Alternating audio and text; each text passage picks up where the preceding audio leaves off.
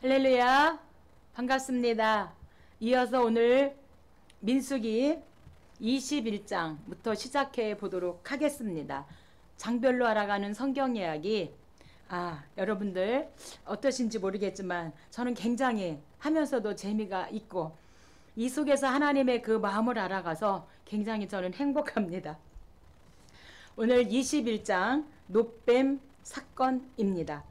우리가 지난주에 20장에서 이제 세 가지 사건이 일어났죠. 미리암 죽고 아론 죽고 모세는 반석을 향하여 명령하라고 그랬는데 반석을 한 번도 아니고 두 번을 치는 이런 사건 때문에 이제 하나도 가나안 땅에 들어가지 못하는 그런 사건과 이어서 오늘 21장 노뱀 사건입니다. 이들이 이제 그 가데스 바네아에서 에돔을 경유해서 모압으로 이제 가게 되어지죠. 반드시 이제 모압에서 요단강을 건너서 가나안 땅에 가게 되어지는데 모압을 가는 길에는 반드시 에돔을 경유해서 가야 합니다. 그런데 이제 우리가 그 왕의 대로로 좀 걸어가겠다. 망가뜨리거나 부서진 일 있으면 다 보상해 줄 거니까 조용히 그 길을 건너갈 수 있도록 갈 수 있도록 도와달라고 했지만 에돔이 그것을 거부하게 되어지죠. 그래서 에돔으로 가지 못하고 그러니까 빠른 길로 가지 못하고 돌아서 이제 먼 길로 돌아서 그렇게 가게 되어집니다. 그러다 보니까 백성들이 이제 아무래도 빠른 길이 있지만 그 길로 가지 못하고 멀리 돌아서 가다 보니까 백성들이 또다시 모세를 원망하게 되어지죠. 모세를 원망하다가 결국에는 이제 하나님께서 그들에게 불뱀을 보내서 이제 불뱀에 물려서 이들이 이제 죽게 되어지는 노뱀 사건입니다. 이때 하나님께서 이제 모세에게 그 불뱀을 노수로 만들어서 장대 높이 매달고 이 장대 위에 달린 이 노뱀을 쳐다보는 자는 살아난다고 말해라. 이렇게 말을 합니다. 하지만 이것을 본 자는 살았지만 그들의 마음이 완악해서 그 노뱀을 쳐다본다고 뭐 죽을 사람이 살까? 이래서 그 노뱀을 쳐다보지 않고 결국에는 죽음을 맞이하는 이런 완악함을 우리가 볼 수 있는데 여기에서 장대 위에 매달린 그 노뱀은 바로 십자가에 달리신 예수 그리스도를 예표하고 있습니다. 오늘 저와 여러분도 예수님, 십자가에서 피 흘려 죽으신 예수님만 바라보면 저와 여러분의 영과 육이 살아나고 구원받고 천국 가게 되어지는 거 믿으시기 바랍니다. 후반부에는 이제 이스라엘이 승리를 하게 되어지는데 이것은 머지않아 이스라엘 백성들이 이제 요단강을 건너서 가나안 땅에서 이제 가나안의 그 7 족속을 정복하게 되어질 것을 주님께서 미리 보여주시는 것을 우리가 알 수 있는데 4절입니다. 백성이 호루산에서 출발하여 홍해길을 따라 에돔 땅을 우회하려 하였다가 길로 말미암아 백성들의 마음이 상하니라. 백성이 하나님과 모세를 향하여 원망하되 어찌하여 우리를 애굽에서 인도해내어 이 광야에서 죽게 하는가. 우리 마음이 이 하찮은 음식을 싫어하노라. 이러면서 이제 하나님을 원망하고 모세를 원망하게 되어집니다. 그래서 이스라엘 백성들이 틈만 있으면 다시 애굽으로 돌아가려고 하죠. 그래서 하나님께서 애굽에서 출애굽할 때 블레셋 쪽으로 갈 수도 있었지만 굳이 하나님이 홍해를 건너게 하셨습니다. 오늘 저와 여러분도 예수님 믿다가 또 어려움을 당하면 우리도 나도 모르는 사이에 자꾸 애굽 쪽인 세상을 바라보고 이렇게 우리가 고개를 세상 쪽으로 애굽 쪽으로 돌리고 있진 않으신가요? 그런데 이들이 애굽으로 돌아가자 이것뿐만 아니라 이제 우리 마음에 이 하찮은 음식 이 만나 이제 먹기 싫어 이제 싫어해 이렇게 지금 이들이 만나에 대해서 말하고 있습니다. 이 하찮은 음식을 출애굽기 16장은 꿀 섞은 과자 같다. 이렇게 만나를 향하여 꿀 섞은 과자라고 이들이 표현을 했고요. 민수기 11장에서는 기름 섞은 과자와 같다고 이렇게 표현을 하는데, 오늘 본문 민수기 21장 오늘 본문 5절에서는 이제 이 하찮은 음식 우리는 싫어한다, 이렇게 지금 이 만나 위로부터 주시는 하나님의 그 은혜를 거부하고 있는 것을 오늘 본문을 통해서 알 수가 있습니다. 오늘 이 하찮은 만나는요, 정말 가장 감사 조건을 가지고 있잖아요. 이들이 광야에서 일하지 않고도 하나님이 새벽에 만나를 내려주셔서 이들이 새벽에 나가면 만나가 그냥 한 땅에 그냥 다 있어서 주워다가 요리해 먹으면 되는데, 이런 가장 감사 조건을 갖고도 이들이 이제는 불평하는 이들의 모습이 곧 나의 모습이고 저와 여러분의 모습이 아닐까 생각해 봅니다. 하나님께서 이들의 이런 불평과 원망을 들으시고 6절에 여호와께서 불뱀들을 백성 중에 보내어 물게 하심으로 이스라엘 백성 중에 죽은 자가 많은지라. 그래서 이 불뱀은요, 물리면 그 붉은 염증이 생기고 이 독은 치명적이기 때문에 거의 다 이 불뱀에 물리면 죽게 되어지는 그런 치명적인 이 독을 가지고 있습니다. 그래서 하나님께서 모세에게 불뱀을 노수로 만들어서 장대 위에 매달아라. 그래서 물린 자마다 그것을 보면 살 거라고 하나님께서 말씀하셔서 이제 모세가 그대로 순종합니다. 노수로 이제 그 불뱀 그대로 만들어서 장대 위에 달아놓고 이제 불뱀에게 물린 모든 사람은 이 놋뱀을 쳐다봐라. 그래서 이제 쳐다본 사람은 다 살았습니다. 그러나 끝까지 그것을 쳐다보지 않은 사람은 다 죽는데, 오늘날 예수 믿으면 뭐 돈이 나오나 뭐 이렇게 하는 사람들이 많은데, 정말로 영혼의 때를 위하여 십자가에서 피 흘려 죽으신 그 예수님을 쳐다보고 그 영혼의 때를 위하여 우리는 그 예수님을 바라봐야 될 줄로 믿습니다. 그래서 우리가 이 놋뱀은 십자가에 달리신 예수 그리스도를 예표하고, 요한복음 3장 14절에서도 인자로 들려야 하리니, 그래서 반드시 이 놋뱀이 장대 위에 달린 것처럼 우리 예수님도 십자가에 달려서 죽음으로 전 인류를 구원해 줄 것을 요한복음 3장에서 말씀하고 있습니다. 그런데 이스라엘에서는요, 이 뱀을 부정한 것으로 생각을 했습니다. 그래서 이 뱀을 인격화된 그런 죄를 보았고요. 그런데 하나님께서 여기 본문에서는 모세에게 놋뱀을 만들어서 이제 장대 위에 달라. 그래서 이 놋뱀을 통하여 하나님은 치료하는, 불뱀에 물린 사람들을 치료하는 그런 수단으로 사용하고 계신 것을 오늘 21장에서 우리가 알 수 있습니다. 22장부터는 이들이 이제 그 가데스 바네아에서 어쨌든 이제 모압 쪽으로 이동을 하게 되어지면서, 이제 모압에 있는 왕 발락 왕인데, 모압의 발락 왕이 보니까 정말 이스라엘 사람들이 지금 모압 평지에 진을 친 겁니다.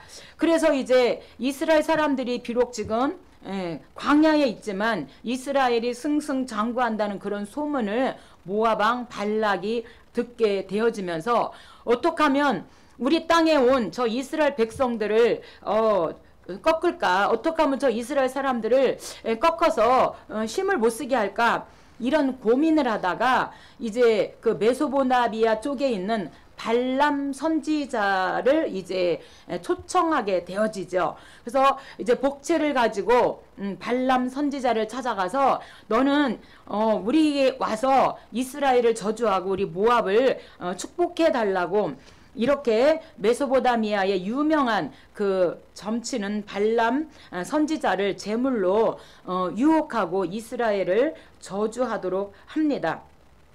그러나 하나님은 이제 나귀를 통해서, 그래서 이 발람은 복채를 받았으니까 이스라엘을 저주하려고 따라오는데, 하나님께서 말 못하는 나귀를 통해서 이제 발람 선지자를 경고하고, 내가 축복하라면 축복해라, 내가 하라는 대로 해라, 이렇게 하나님께서 오히려 모압을 축복하게 하는 게 아니라 이스라엘을 축복하고, 이스라엘이 이제 다윗을 통하여 예수 그리스도가 오실 그것을 예언하게 되어지는 것이 22, 23, 23장까지 22장부터 23장까지 쭉 24장까지 모압 평지에서 이제 모압의 왕 발락과 발람의 이야기가 이어지게 되어집니다.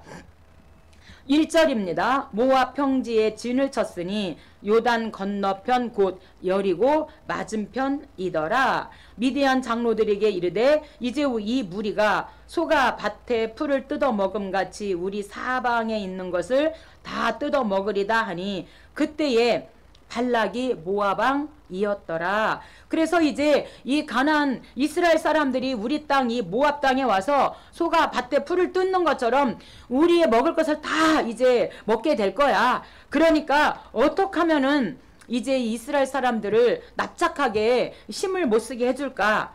그래서 이제 5절에 보니까 그가 사신을 부올의 아들 발람의 고향인 강가 부돌에게 보내어 발람을 부르게 하여 이르되, 그래서 이 부돌은요 주로 이제 그 메소포타미아에 위치한 그 고대 성읍인 발람의 고향으로 이렇게 나오게 되어지는데, 그곳에 이제 복채를 가지고 미디안의 그 장로들을 보내게 되어집니다.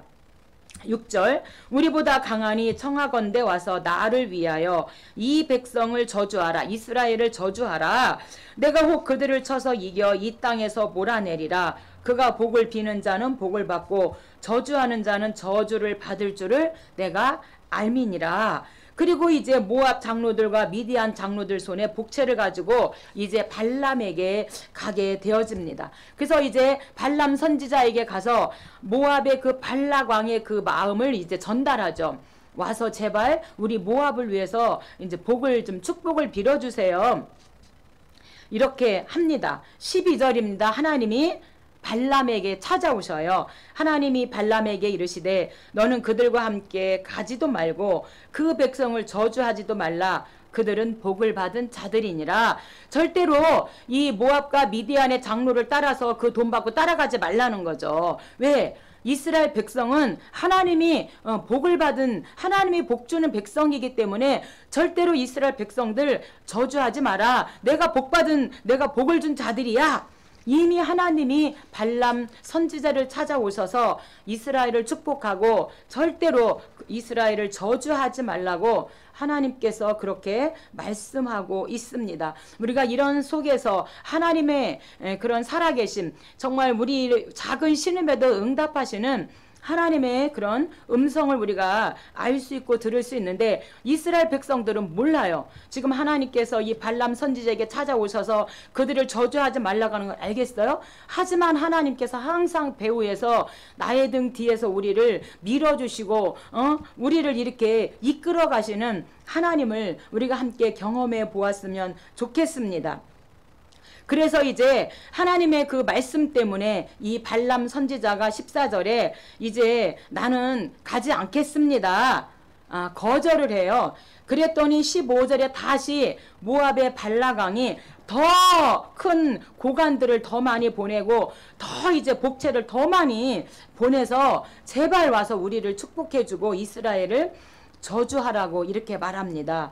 그래서 이제 하나님께서 20절에 발람에게 임하셔가지고 그 사람들 모압의 사람들이 너를 부르러 왔다면 함께 일어나서 가라. 하지만 내가 하라는 대로만, 내가 이르는 말만 말하고 전하고 너는 절대로 내가 말하지 않은 것을 네가 앞서서 이스라엘을 저주한다거나 그렇게 해서는 안 된다. 이렇게 말씀해요. 하지만 첫 번째 하나님께서 발람 선지자에게 가지 말라고 하셨잖아요. 근데 발람이 자꾸 원하니까 그래 그러면 한 명 가봐 라고 했더니 그 말을 듣고 22절에 가게 되어지죠. 그런데 하나님께서 어떻게 하나 보려고 했던 그걸 가니까 하나님이 진노하셔요. 그래서 이제 여호와의 사자가 이 발람에 가는 그 길을 막고 있습니다. 근데 발람은 이제 나귀를 탔잖아요. 근데 나귀가 이제 영의 눈이 열려가지고 하나님께서 나귀의 그 영의 눈을 열어주신 거죠. 나귀가 보니까 여호와의 사자가 자기 주인인 발람 선지자를 죽이려고 칼을 빼서 손에 들고 길에 선 것을 이 나귀가 보게 되어지죠. 그래서 이제 나귀가 가지 않는 거야. 길을 가지 않으니까 이 발람 선지자가 나귀를 치면서 왜 안 가냐 이렇게 하니까 나귀가 말을 하죠. 그래서 이제 그때에 하나님께서 발람의 그 눈을 열어서 여호와의 사자가 칼을 빼서 발람 선지자를 죽이려고 하는 그것을 이제 보면서 하나님 앞에 머리를 숙이고 그가 엎드려요. 그랬을 때 32절에 여호와께서 하나님께서 네가 왜 죄 없는 너를 주인을 살리려고 가지 않은 그 나귀를 3번이나 때렸냐. 너의 하는 행동이 너무나 악하기 때문에 내가 너를 막았다. 이러면서 절대로 내가 이르는 말만 하라고 이렇게 하나님께서 이제 발락 왕을 만나기 전에 모압의 발락 왕을 만나기 전에 하나님께서 발람 선지자를 통하여 먼저 하나님께서 일을 하시고 그 다음에 36절에 이제 결국에 발람이 이제 발락 왕을 만나게 되어집니다. 그래서 발람이 온다는 이 소식을 이제 모압의 발락 왕이 듣고 모압 변경의 끝 아론은 그 가해까지 성읍까지 이제 발람 선지자를 마중 나가게 되어지는 만남입니다. 그래서 모압의 발락 왕과 메소포타미아의 점장인 발람 선지자가 만나게 되어지는 것이 22장 사건이고요. 23장입니다. 하나님께서 이제 이스라엘 백성들에게 발람 선지자에게 너는 모압을 축복하지 말고 내 백성 이스라엘 백성을 축복하라고 이렇게 하나님께서 말씀하시는 23장 축복입니다. 발람 선지자는 이스라엘을 저주하는 것이 아니라 하나님께서 이스라엘 백성 내 백성을 축복해줘 라고 말씀하니까 오히려 이스라엘 백성들을 축복하고 있습니다. 그러니까 이 모압의 발락 왕은 장소를 2번씩이나 바꾸어가면서 왜 이스라엘을 저주하고 우리 모압을 축복하라고 너를 데려왔는데 너는 왜 우리를 축복하지 않고 왜 자꾸만 이스라엘을 축복하니? 그러면서 자꾸만 이제 장소를 2번씩이나 이렇게 바꾸어 가면서 이스라엘을 저주하고 모압을 축복해 달라고 하지만 하나님은 절대로 발람 선지자에게 이스라엘을 축복해라 이렇게 말씀하고 있습니다. 그래서 하나님께서는 우리의 생각과 우리의 입술뿐 아니라 우리의 만사를 주장하시는 분이 곧 하나님이시죠. 그래서 이 발람 이 정말 점치는 이 선지자를 통하여서도 하나님은 절대로 하나님을 능가할 수 없다고 하는 것을 말씀하시고 이 사람이 신봉하는 이런 이단 사술은 허망한 것이고 하나님을 절대로 향하여서 이길 수 없다고 하는 것을 오늘 23장을 통하여 말씀하고 있습니다. 11절입니다. 발락이 발람에게 이르되 나의 원수를 저주하라고 그대 발람을 데려왔거늘 그대가 오히려 저주하지 않고 이스라엘을 축복하는데 무슨 까닭이냐 이렇게 말하고 있습니다. 18절 발람이 예언하여 하나님은 사람이 아니시니 아멘. 지금 점쟁이인 이 바루라고 하나요? 이 비루라고 하나요? 이 하나님은 사람이 아니고 하나님은 신이시다. 그래서 하나님은 거짓말 안 하시고 인생이 아니시기 때문에 후회가 없으신 분이 하나님이라고. 그래서 하나님께서 말씀하신 입으로 내신 그 말씀은 반드시 이루어진다고 오히려 하나님의 일을 이 발람 선지자가 예언하고 있습니다. 그러면서 20절에 내가 이스라엘을 축복할 것을 받았는데 그가 주신 그 축복을 내가 어떻게 돌이키겠느냐. 하나님이 이스라엘을 축복하라는데 내가 어떻게 하겠느냐. 그러면서 이제 모압을 축복하는 게 아니라 이스라엘을 축복하고 있는 23장 축복이고요. 이어서 24장에서 이제 모압 평지에서 이스라엘에 이제 다윗을 통하여서 예수님이 오실 것을 예언하고 있는 예언입니다.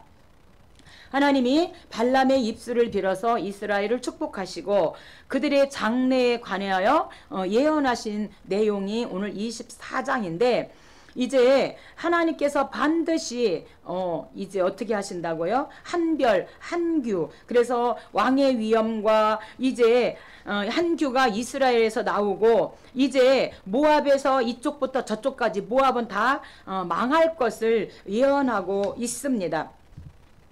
14절 이제 나는 내 백성에게로 돌아가거니와 들으소서. 내가 이 백성이 후일에 당신의 백성에게 어떻게 할지를 당신에게 말하리이다. 그리고 이제 예언하게 되어집니다.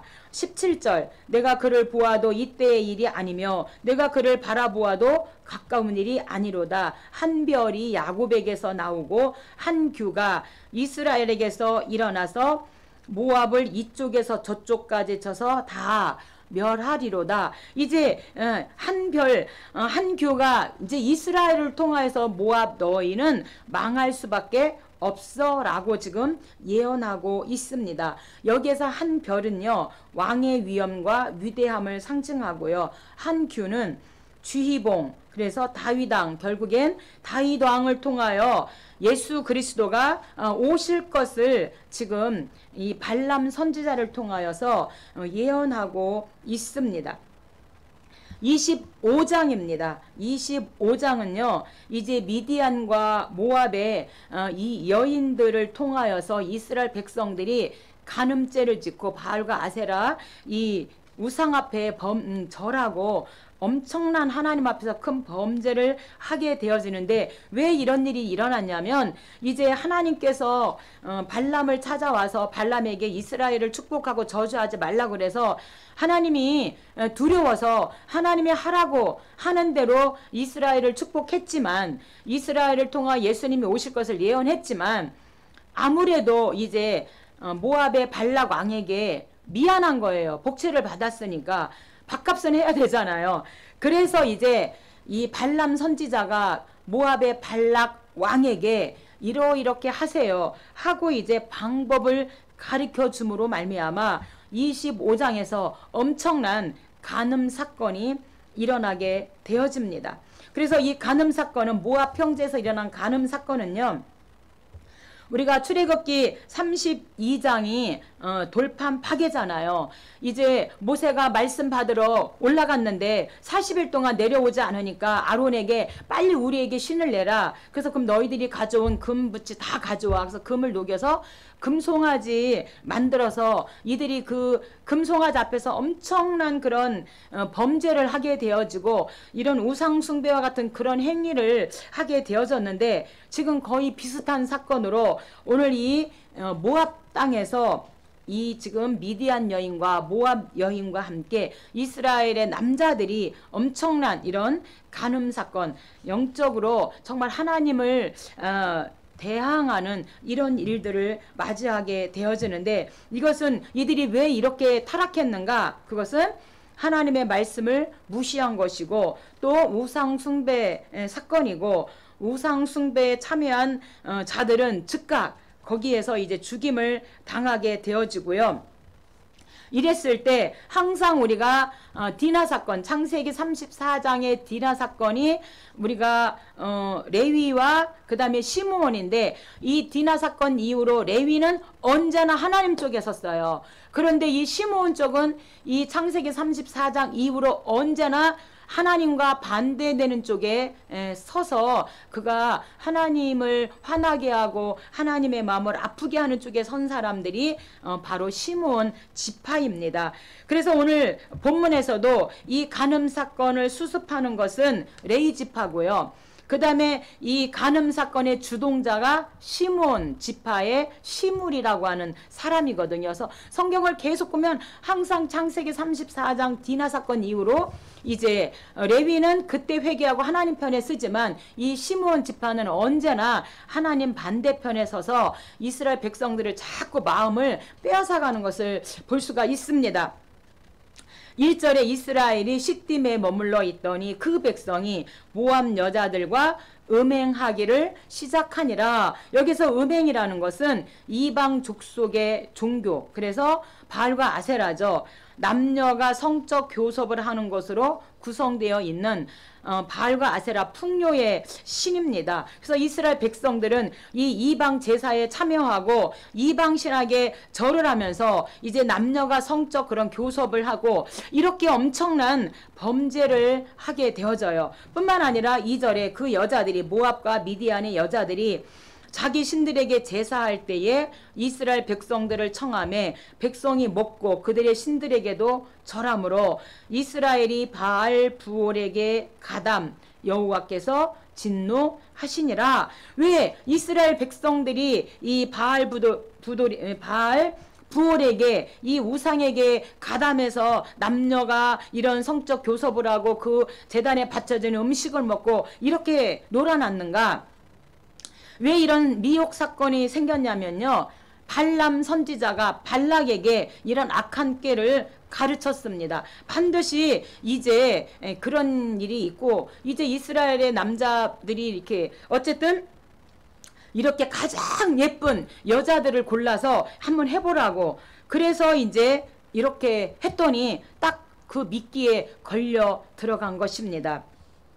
그래서 하나님께서 나중에 이제 민수기 31장에서 모세에게 너가 죽기 전에 반드시 이 미디안을 정복하라고 말씀하셔서 민수기 31장에서 이제 이 미디안을 정복하게 되어집니다. 어쨌든 이들이 지금 주로 이 당시에 가담한 사람이 시므온 지파의 시므리 사람들이었는데, 이들이 이렇게 이방 종교에 가서 제사하고 이런 범죄할 때 6절에 보니까 거기에 가담하지 않은 이스라엘 자손의 온 회중이 회막문에서 하나님 앞에 대신 회개하면서 하나님 앞에 우는 거예요.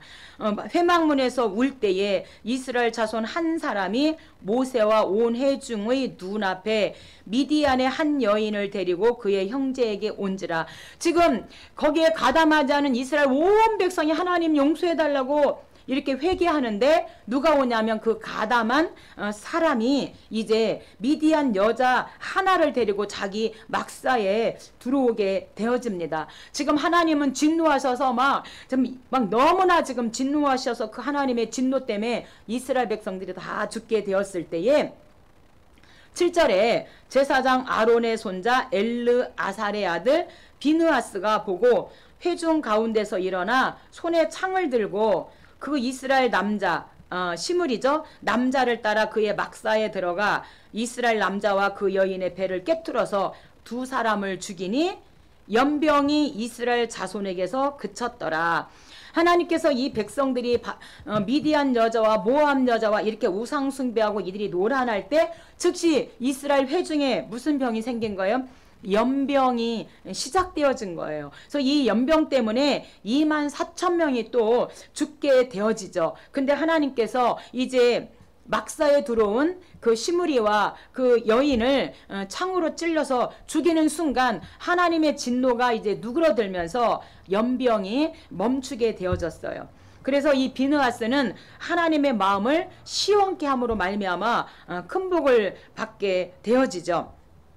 14절 죽임을 당한 이스라엘 남자 곧 미디안 여인과 함께 죽임을 당한 이름은 시므리니 살루의 아들이요 시므온의 조상의 가문 중 한 지도자이며. 그래서 우리가 항상 창세기 34장의 디나 사건에 연루된 게 레위와 시므온 지파인데, 이래서 항상 시므온은 언제나 반대쪽에서 그렇게 하나님의 마음을 아프게 하는 것을 우리가 알 수 있습니다.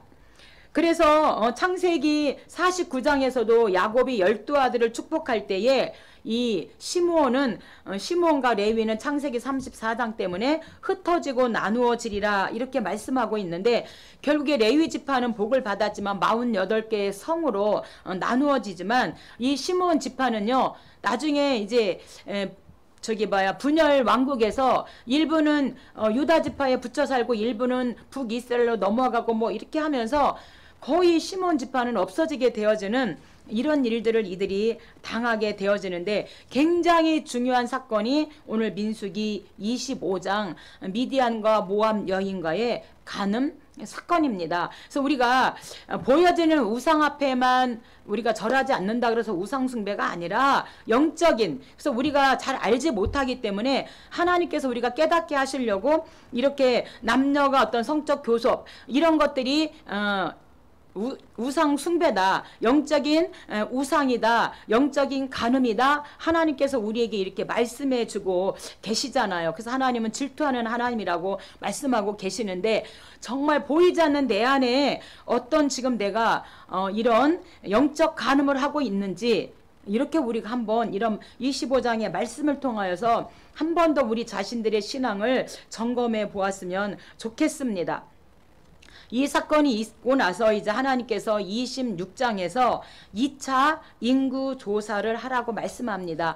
1장에서 1차 인구 조사를 하고 26장에서 2차 인구 조사를 하는데, 2차 인구 조사 결과를 봤더니 1차 인구 조사 때보다 약 1820명이 감소되어져요. 왜 그러냐면 이제 각 지파에 더 증가한 지파도 있지만 이 시므온 지파의 경우에는 37,100명이나 감소하게 되어지는 게 항상 하나님 편에 있는 게 아니라 하나님 반대편에서 이들이 일을 하기 때문에 오늘 이 간음 사건 때문에도 죽고 많은 사람들이 죽어서 이렇게 감소한 것을 우리가 알 수 있습니다. 그래서 오히려 이 시므온 지파 쪽에서 많이 감소되어졌습니다. 1절 연병 후에 여호와께서 모세와 제사장 아론의 아들 엘르아살에게 말씀하여 이르시되, 이스라엘 자손의 온 회중의 총수를 그들의 가문을 따라 조사하되 이스라엘 중에 20세 이상으로 능히 전쟁에 나갈 만한 모든 자를 계수하라 하시니, 그래서 이제 모압 평지에서 계수를 했어요. 그랬더니 1차 인구 조사는 1세대죠. 1세대 60만 3,550명이고요. 오늘 본문에서 26장은 2세대입니다. 2세대의 인구 조사를 했더니 60만 1,730명, 그래서 1,820명이 감소되었는데, 주로 이쪽은 시므온 지파 때문에 이렇게 많이 감소된 것을 우리가 알 수 있습니다. 64절에 신의 광야에서 계수한 이스라엘 자손은 한 사람도 들지 못하였으니 그들이 광야에서 죽으리라 하였습니다. 그래서 가데스 바네아에서 이제 1세대는 다 이게 죽게 되어지고 1세대 중에서 갈렙과 여호수아만 이제 2세대들과 함께 가나안 땅에 들어가게 되어지는 거죠. 이제 하나님께서 가나안 땅에 이들을 이끄시기 위해서 이제 인구 조사를 다시금 시키고 이제 모세를 대신하여 후계자를 세우라고 하나님께서 27장에서 모세에게 말씀하시는 27장 후계자입니다. 그래서 가나안 땅은 이제 제비 뽑아서 조상 지파의 이름을 따라 이제 나누도록 이렇게 하는데, 이제 여호수아가, 우리가 여호수아에서 보면 이제 남정복, 북정복 이제 다 전쟁을 한 다음에 그 다음에 이제 땅 분배를 하게 되어져요. 그런데 이제 그래서 제비 뽑아서 이제 지파를 이제 나누게 되어지는데, 생각해보고 들어보니까 이제 므낫세 지파의 슬로보앗의 딸들이 있는데, 이 슬로보앗의 딸들이 생각해보니 아버지가 아들을 낳지 못한 거예요. 이 므낫세 지파의 슬로보앗이 아들을 낳지 못했으니까 이 슬로보앗의 므낫세 지파는 얻을 땅이 없잖아요. 그래서 슬로보앗의 딸들이 이제 모세를 찾아가서 우리 집안에 이제 아들이 없어서 상속권을 가진 남자가 없기 때문에 우리가 기업을 받을 수가 없는데, 우리 아버지가 고라 반역에 참가한 것도 아니고 그냥 나이 들어서 돌아가셨는데 우리가 반역을 한 것도 아닌데 우리에게 상속권을 줘야 되지 않겠습니까? 이렇게 이제 슬로바스의 딸들이 모세를 찾아가서 문제 제기를 하게 되어지니까 이제 모세가 들어보니까 그 슬로보앗의 딸들의 그 말이 옳다고 이제 느껴졌어요. 그래서 여호수아에게 반드시 이 슬로보앗에게 이제 기업을 줘라. 그래서 우리가 36장이 이제 여성 특례법으로 슬로보앗의 딸들에게 상속을 하게 되어지는 것을 모세가 이제 여호수아에게 후계자를 삼으면서 그 말씀을 일러주고 있습니다. 1절 요셉의 아들 므낫세의 현손 길르앗의 손자 헤멜의 아들 슬로보앗의 딸들이 찾아왔으니 우리 아버지가 광야에서 죽었으나 여호와를 거슬러 모인 고라의 무리에 들지 아니하고 자기 죄로 죽었고 아들이 없나이다. 어찌하여 아들이 없다고 해서 우리 아버지의 이름이 그 종족에서 삭제되리까? 우리 아버지 형제 중에서 우리에게 기업을 달라고 이렇게 이제 모세를 찾아와서 말하니까 5절에 모세가 그 사연을 여호와께 아뢰고요. 6절에 여호와께서 모세에게 이르시되 슬로보앗의 딸들의 말이 옳다. 그러니 그들의 아버지의 기업을 그 딸들에게 돌려라. 이렇게 말씀하시죠. 그래서 민수기 36장 여성 특례법. 그래서 이제 이 슬로봇의 딸들에게 기업을 주고 18절에서 이제 여호수아는 그 안에 영이 머무는 자니 너는 데려다가 그에게 안수하여 후계자를 삼아라. 이렇게 하나님께서 모세에게 말씀하셔요. 그래서 모세가 이제 여호수아를 이제 데려다가 그에게 안수하고 후계자로 하나님께서 모세를 대신하여 후계자로 삼으시는 27장 후계자입니다. 28장과 29장은 다시금 이제 2세대들에게 2세대들이 가나안 땅에 가서 어떻게 하나님을 또 섬길지 2세대들에게 다시 이제 말씀하는 게 제물들에 관하여 매일 그 다음에 안식일 절기들에 관하여 다시금 하나님께서 2세대들에게 말씀하고 있는 것을 우리가 28장과 29장을 통해서 알 수 있습니다. 오늘 이 28장 본문은 상번제와 안식일, 초하루, 6월절, 77절에 관한 규례입니다. 그래서 우리가 레위기에서 다뤘던 그 말씀을 다시금 하나님께서 다루고 계십니다.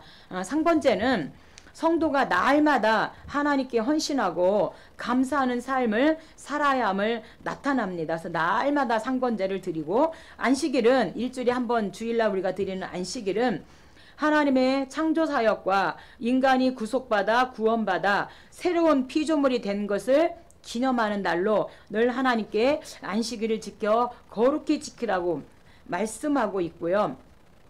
그리고 6월절과 77절을 말씀하고 있습니다. 헌신을 상징하는 번제와 성결된 삶을 상징하는 이 소제를 드리라고 말씀합니다. 2절입니다. 이스라엘 자손에게 명령하여 그들에게 이르라. 내 헌물, 내 음식인 화제물, 내 향기로운 것은 너희가 그 정한 시기에 내게 바칠 것이니라. 아멘. 그래서 하나님께 드려진 그 모든 헌물과 모든 화제물 불로 태워서 드리는 모든 향기로운 이런 모든 것을 정한 시기에 하나님께 바치라고 말씀하고 있는데 우리가 레위기 23장이 절기규례죠. 그래서 7대 절기를 다루고 있고요. 레위기 1장부터 5장까지 번제, 소제, 화목제, 속죄제, 속건제 이 5대 제사를 다시금 하나님께서 다시 이 세대들에게 끄집어서 말씀하고 있습니다. 9절입니다. 안식일에는 너희들이 안식일을 반드시 지켜라. 11절 초하루에 첫째 달 14째 날 77절 처음 익은 열매로 드리는 날에 그래서 이제 77절 반드시 3월 6일인데 반드시 그때 처음 익은 우리 지금으로 말하면 다다음 주인가 맥주 감사 주일이죠. 반드시 맥주 감사 하나님 앞에 그 열매 올려. 그리고 16절입니다. 첫째 달 14째 날 6월절이죠. 1월 14일. 출애굽기 12장 6월절이고 민수기 9장 6월절은 두 번째 이들이 6월절을 지키고 이제 가데스 바네아 쪽으로 이들이 이동하게 되어지는 반드시 너희가 가나안 땅에 가서 뭘 지키라고요? 6월절을 지켜라 이렇게 말씀하고 있습니다.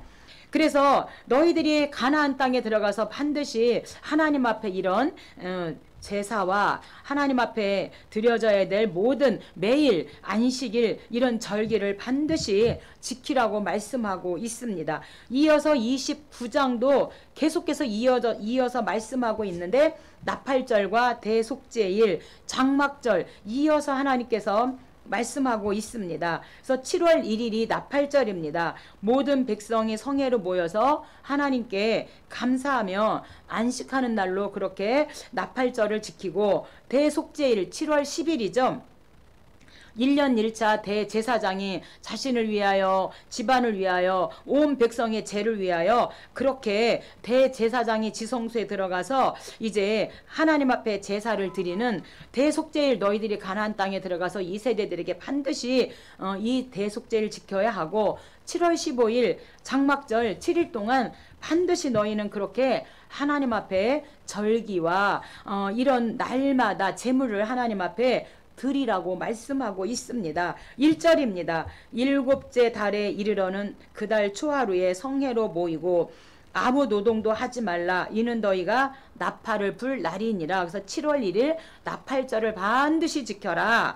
7절 일곱째 달 열흘 날에는 너희가 성회로 모일 것이요 너희의 심령을 괴롭게 하며 아무 일도 하지 말아라. 그래서 7월 10일 대속죄일 1년 1차 대제사장이 지성소에 들어가서 자신을 위하여 그 다음에 온 가족의 죄를 위하여 온 백성의 죄를 위하여 그렇게 하나님 앞에 이제 제사 드리는데 2마리 염소 그래서 하나는 심지 뽑아서 제비 뽑아서 아사셀을 위하여 광야로 보내고 하나는 여호와를 위하여 제비 뽑은 것은 이제 피로 각을 뜨고 그렇게 해서 하나님 앞에 반드시 너희들이 이 세대들 가나안 땅에서 이렇게 하나님을 만나자 말씀하고 있습니다.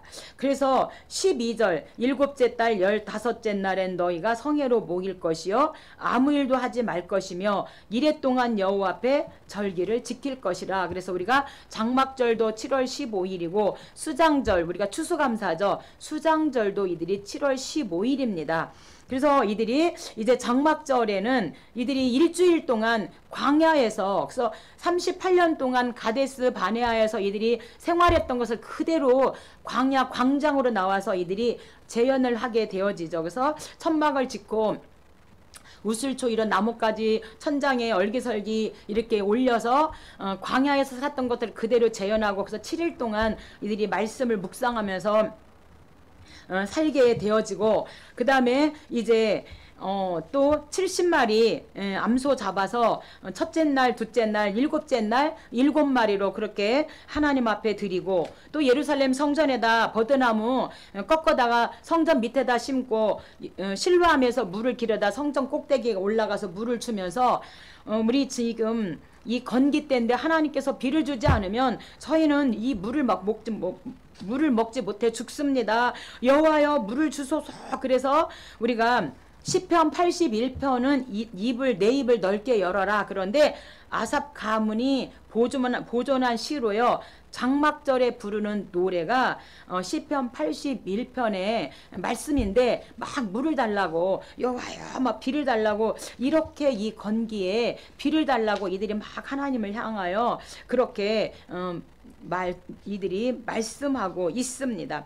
그리고 7일째 되는 날은 여인들 백성들이 다 제사장의 뜰에 가서 막 축제하면서 그렇게 하나님 앞에 이 장막절을 지킵니다. 그런데 지난번도 얘기했지만 요한복음 7장의 초막절 생수에서 우리 예수님이 초기와 중기에 나타나지 않고 이 7일째 되는 날 그러니까 여인들 백성들이 제사장 뜰에 나타난 그때에 나타나셔서 너희들이 이렇게 물 달라고 비 달라고 이렇게 하는데 내가 주는 물을 마시면 영원히 목마르지 않아. 너희들은 좀 제발 좀 내가 주는 물을 좀 생수를 좀 마셔라.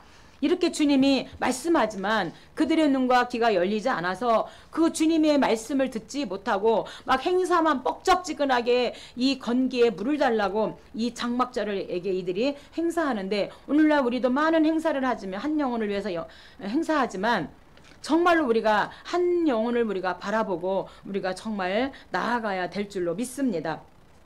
28장과 29장은 자세하게 하나님께서 이 재물들에 대해서 말씀하시고 이 세대들이 가나안 땅에 들어가서 이렇게 다시 예배를 통하여 제사를 통하여 하나님 만나자고 말씀하시고요. 30장입니다. 30장은 이제 서원장인데 6장도 서원장이고 30장도 서원장이에요. 그리고 레위기 27장도 서원예물 규례인데 오늘 본문 30장은 여자 서원장입니다. 그래서 오늘 30장에서는 처녀와 그 다음에 남편이 있는 아내가 서원을 했을 경우에 어떻게 해야 되는지를 30장에서 말씀하고 있습니다. 이스라엘 사회는요, 남자가 모든 일을 대신하고 모든 일에 대해서 법적인 책임을 가지고 있습니다. 그래서 여자는 수에 들어가지도 않아요. 그래서 이제 딸이나 아내가 결혼한 아내가 서원을 했어요. 근데 아버지에게 동의받지 않고, 결혼한 아내가 남편에게 동의받지 않고 서원을 했다면, 그것은 아버지 의사에 따라서, 남편의 의사에 따라서 거부한다면, 그 거부한 의사에 따라서 이제 그것이 물릴 수도 있다. 그것에 대해서 지금 말씀하고 있습니다. 33절입니다. 여자가 만일 어려서 그 아버지 집에 있을 때에 서원한 일이나 스스로 결심하려고 한 일이 있다 하자. 아버지 몰래 너무나 은혜 받아서 내가 레위 지파는 아니지만 서원해서 난 하나님 앞에 헌신하고 싶어요. 이렇게 스스로 결심하고 서원했어요. 그런데 4절에 그의 아버지가 그가 결심한 서약을 듣고도 아무 말이 없으면 그가 결심한 서약은 지킬 것이요.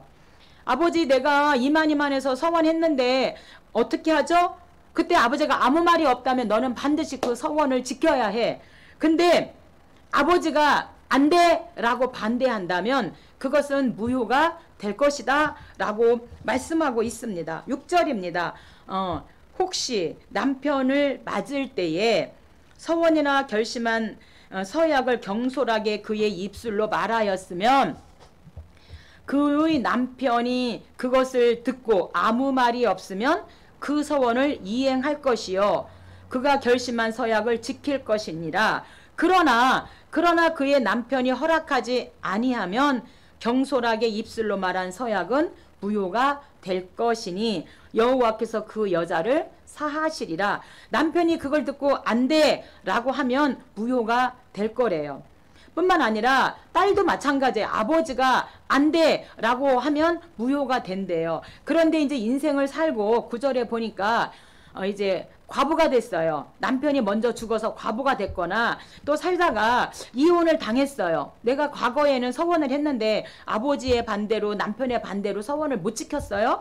그런데 이제 남편이 일찍 죽어서 과부가 됐거나 내가 또 이혼을 당해서 이제 혼자가 됐다면 그때는 반드시 그때 그 과거에 서원한 그 결심한 것을 반드시 지켜라. 이렇게 하나님께서 말씀하시고 11절에 그 서원은 다 이행할 것이요 그가 결심한 서약은 다 지킬 것이다 라고 말씀하고 있습니다.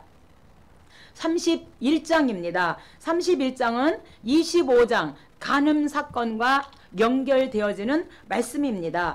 이 발람의 꾀로 말미암아 25장에서 미디안과 모압 여인들에게 정말 우상 숭배하고 간음 사건으로 많은 사람들이 죽었잖아요. 그래서 하나님께서 반드시 모세에게 너가 요단 동쪽의 이 모압을 반드시 정복해라. 이렇게 하나님께서 말씀하셨어요. 그래서 그 하나님 말씀하신 대로 31장 그 미디안을 정복하게 되어지는 미디안 정복입니다.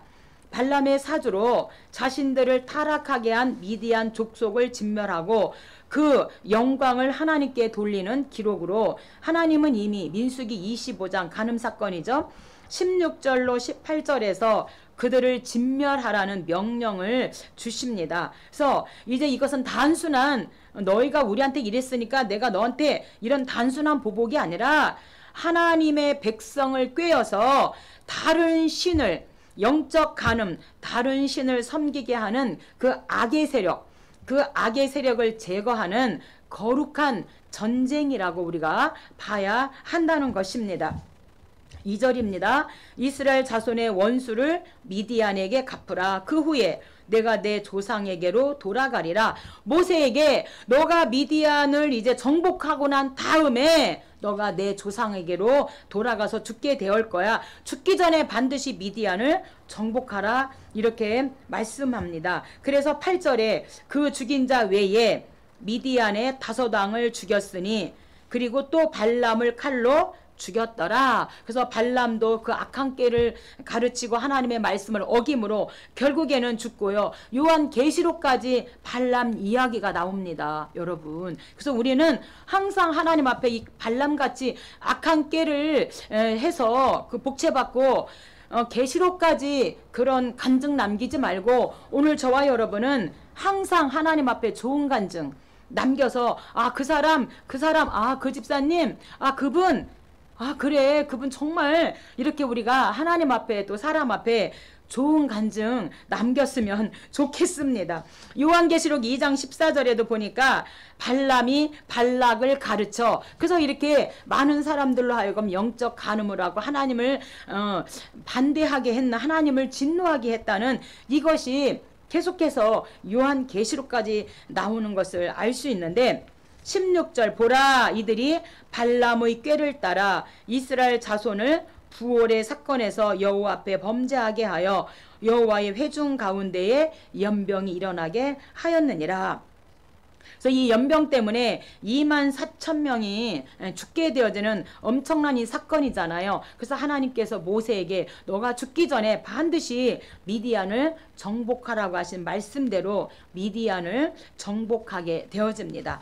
그리고 나서 이제 하나님께서 미디안을 정복하고 나니까 이제 요단 동쪽 가나안은 서쪽이고요. 요단 동쪽이 지금 모압 그쪽이 다 요단 동쪽인데 요단 동쪽의 땅을 분배하게 되어지는데 요단 동쪽에 루벤, 므낫세 반지파, 갓지파가 이제 요단 동쪽을 이제 분배받게 되어집니다.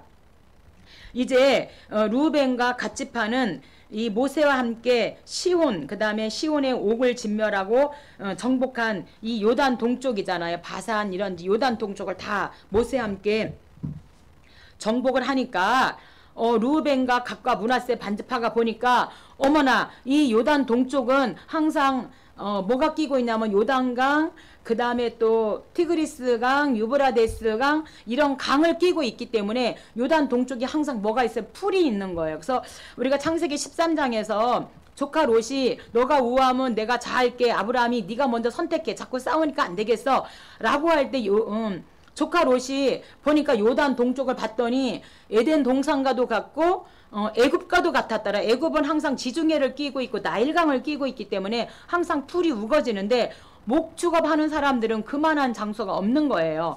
그래서 이제 이 루벤이 딱 먼저 치고 모세에게 우리에게 이 요단 동쪽을 우리의 분깃으로 우리에게 기업으로 달라고 이렇게 요구를 하게 되어집니다. 그런데 하나님 반드시 어디로 가야 돼요? 가나안 땅, 서쪽 가나안 땅을 주신다고 그랬죠. 약속의 땅이 가나안 땅이에요. 그런데 이 두 지파 반이 보니까 요단 동쪽이 아주 풀도 많고 그런 거예요. 그러니까 우리가 이 요단 동쪽을 우리에게 분깃으로 달라고 그래요. 그래서 이제 모세가 그들의 의도를 알고 이제 훈계를 할 때 만약에 너희들이 두 지파 반이 떨어진다면 나머지는 지금 가나안에 7 족속이 있는데 그들에게 낙심케 되겠니? 그래서 이제 가나안 땅을 완전히 다 정복할 때까지 여기에 이제 두 지파 반은 요단 동쪽에 놔두고 20세 이상의 모든 남자는 가나안 땅에 들어가서 같이 전쟁을 하고 다 이제 정복하면 이제 정식으로 주는 것으로 이제 그렇게 하는데 우리가 노아 홍수 때도 노아 방주에 들어가지 못한 게 물고기고요. 그 다음에 오늘 12지파가 두 지파 반은 또 가나안 땅에 들어가지 못해요. 여러분 우리가 이렇게 하나님을 믿어도 들어가지 못하는 사람이 있을 수 있다는 것을 우리가 알아야 돼요. 반드시 하나님께서 15장 고린도전서 15장 부활장인데 반드시 이 부활에 우리가 참여하는 부활의 믿음을 가져야 한다는 생각을 한번 해봅니다. 1절입니다. 루벤 자손과 갓 자손은 심히 많은 가축대를 가졌더라. 그들이 야셀 땅과 길르앗 땅을 본즉 그곳은 목축할 만한 장소인지라. 막 푸르르니까 야 우리가 가축도 많은데 여기를 달라고 하면 되겠구나 이렇게 얍삽한 생각을 했다는 겁니다. 그래서 우리가 만일 당신에게 은혜를 입었으면 이 땅을 당신의 종들에게 소유주로 주시고 우리에게 요단강을 건너지 않게 하소서. 이렇게 하나님은 반드시 너희는 약속의 땅은 가나안인데 우리 가나안 땅 가지 않겠습니다. 그것은 또 가나안 정복에 우리는 참여하지 않겠습니다. 이런 뜻도 되는 거잖아요. 언제나 좀 이렇게 약하게 약삽하게 죄송합니다. 그런데 그 두 지파반이 지금 이런 생각을 했다고 하는 사실입니다. 그러나 하나님의 약속은 힘들어도 어디라고요? 가나안 땅이, 약속의 땅은 가나안 땅이지 요단 동쪽이 아니라는 거죠. 그래서 모세가 6절에 모세가 갓 자손과 루벤 자손에게 이르되 너희 형제들은 싸우러 가거늘, 이제 가나안 땅의 7족속 가거늘 너희는 여기 앉아 있고자 하느냐? 그래서 이제 모세가 두 지파 반에게 책망을 하면서 왜 나머지 지파들에게 용기를 잃게 하고 힘 빠지게 하냐? 그러면서 너희가 그렇게 한다면 하나님의 진노가 임할 수도 있다. 7절에 너희가 어찌하여 이스라엘 자손에게 낙심하게 하여서 여호와께서 그들에게 주신 땅으로 건너갈 수 없게 하려 하느냐. 그래서 우리가 누구를 사귀어야 돼요? 이렇게 힘 빼는 하나님 가나안 땅에 못 들어가게 하는 보여지는 육신의 풍요를 따라가는 사람 사귀는 것보다 약속의 땅을 바라보고 나아가는, 묵묵히 나아가는 이런 친구가 우리에게 있어야 하고 이런 친구가 있어야 될 것 같습니다. 33장입니다. 시간이 다 돼가는데 33장은요. 광야, 여정, 요약입니다. 그래서 이제 하나님께서 출애굽해서 이들이 이제 애굽에서 출애굽해가지고 이들이 이제 홍해를 건너고 그 다음에 시내산에 머물고 그 다음에 가데스 바네아에서 38년 있다가 모압 평지에 진치기까지를 33장에 광야 여정을 통하여 아주 자세하게 다뤄주시고요. 34장입니다. 34장은요. 하나님께서 동서남북으로 사방의 경계를 하나님께서 쳐주십니다. 2절에 너는 이스라엘 자손에게 명령하여 그들에게 이르라. 너희가 가나안 땅에 들어가는 때에 그 땅은 너희의 기업이 되리니 곧 가나안 사방 지경이라. 그래서 가나안 사방 지경 동서남북을 하나님이 경계를 다 표시해서 이들이 그 가나안 땅에서 살아갈 수 있도록 동서남북으로 사방 경계를 표시해주고 있고요. 35장입니다. 35장은요. 도피성이에요. 이제 레위인은 백성을 대표해서 하나님을 섬기기 위한 구별된 사람이 레위 지파잖아요. 그래서 이제 레위 지파인데 이제 가나안 땅에 들어가면 레위 지파에는 뭐가 없어? 기업이 없어요. 그래서 이 하나님 앞에 예물 드린 그것이 레위 지파의 기업인데, 그래서 이제 하나님께서 이 백성들은 레위인의 그 생활을 책임져야 하죠. 그래서 오늘 목회자들이 일하지 않고 오직 목회만 하면 이제 하나님 교회에서 목사님들이 생활을 책임져 주는 것처럼, 그래서 이제 하나님은 각 지파들이 약간의 그런 성읍을 레위인들에게 이제 주고, 그래서 이제 그 레위인 성을 하나님 만드시고 도피성을 만들어서 이제 그 죄의 오염으로부터 거룩하게 하는 일을 누구로? 레위인으로 하도록 그렇게 이제 하나님께서 직무를 맡겨 주시는데 6절입니다. 너희가 살인자들이 피하게 할 도피성으로 6성읍이요 그 후에 42성읍이어서 모두가 레위인성이 48개의 성읍인데 그 중에서 6개 가나안 땅의 도피성 3개, 동쪽에 3개, 6개 빼고 42개. 그래서 이렇게 48개의 성에서 흩어져서 레위인들이 이제 사역을 할 수 있도록 그렇게 하나님께서 주시는데, 유다 지파가 8개 내놓고요. 시므온 지파가 1개, 납달리 지파가 3개, 그 외에 9 지파에서 4개씩 이렇게 성읍을 내놓아요. 그 지역에. 그래서 48개의 이제 성읍을 레위인들에게 하나님께서 주십니다. 그리고 그 안에 또 11절에 도피성을 주시죠. 도피성으로 정하여 부지 중에 살인한 자가 그리로 피하게 하라. 너희에게 줄 성읍 중에 6을 도피성이 되게 하되. 왜 하나님이 48개 성 중에 6개를 도피성으로 나누어 놓으셨는가? 살인자가 백성 앞에 재판을 받기도 전에 복수를 당해 죽지 않게 하기 위해서 하나님께서 이제 도피성을 선정하신 걸 믿으시기 바랍니다. 그래서 도피성에서 이제 숨겨가지고 백성 앞에서 뭘 받게요? 재판을 그렇게 받도록 하나님께서 도피성을 만드셨습니다. 마지막 36장입니다. 36장, 27장에서 후계자에서 다룬 것처럼 여성 특례법이에요. 그래서 슬로보앗의 딸들이 이제 우리 아버지가 아들을 못 낳았어요. 그래서 우리 딸들에게도 상속을 주세요. 그렇게 이제 모세에게 나아갔고 모세가 그 말씀을 하나님께 여쭸을 때 이제 하나님께서 모세에게 답을 주셨는데 이제 상속받은 딸들은 자기 지파의 남자와만 결혼을 해야 한다는 규례를 만들어 주십니다.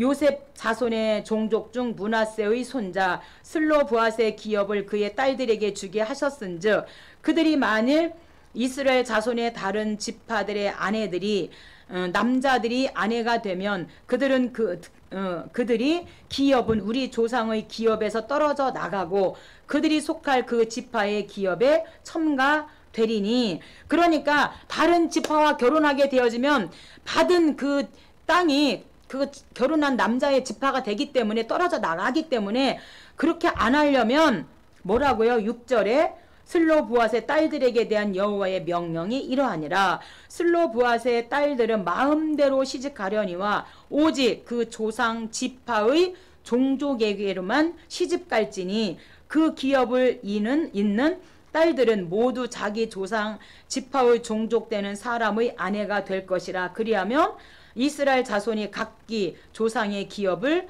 보존하게 되어 각각 자기 기업을 지키리라. 이렇게 여성 특례법으로 그 므낫세 집 반지파의 땅을 보존할 수 있도록 이렇게 하나님께서 다른 또 하나의 규례를 세워주시고 민수기가 끝났습니다. 민수기는 다 목적을 잃어버려서 방황하고 불평하다가 막 다 가데스 바네에서 죽는 사건이 민수기입니다. 오늘 저와 여러분 하나님을 향하여 천성을 향하여 가는 길이 힘들다 할지라도 묵묵히 우리가 십자가 바라보고 나아가면 승리의 계가를 부를 수 있는데 그 적은 일에 우리가 불평하다 보면 우리가 정말 하나님 앞에 가는 길이 자꾸만 멀어지잖아요. 그래서 우리가 감사하고 우리가 오직 십자가 바라보고 노뱀 예수님 십자가 쳐다보고 나아갔으면 좋겠습니다. 다음에는 신명기에서 여러분을 만나도록 하겠습니다. 감사합니다.